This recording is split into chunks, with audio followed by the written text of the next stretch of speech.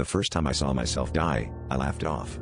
It was 2:13 a.m. on my third night as a security guard at Novatech Labs, and the endless rows of monitors were my only company. I was half asleep when one screen flickered to life, showing the break room, except the date stamp was tomorrow. On the grainy footage, I watched myself slip on a spilled coffee and crack my head open. Shaken, I went to check, and the floor was bone dry. But the next night, I found a shattered mug in a brown puddle right where I'd seen it.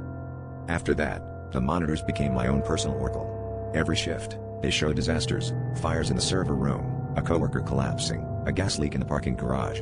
No matter how hard I tried to intervene or avoid what I'd seen, the events always unfolded exactly as predicted, always after I'd watched the footage. It was like the act of seeing created the disaster, binding me to a loop I couldn't break.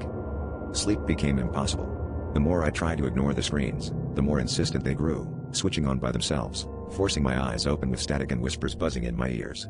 I started to wonder if the lab's endless experiments had dwarfed reality, or if I'd crossed some line between observer and participant. The other guards quit after a week, mumbling about bad luck, but I stayed, desperate to understand the rules. Last night, every monitor switched to live feed. It showed the security office, right where I sat, surrounded by screens. But in the footage, I leaned forward, stared directly at myself, and whispered, "You're the reason we're all doomed."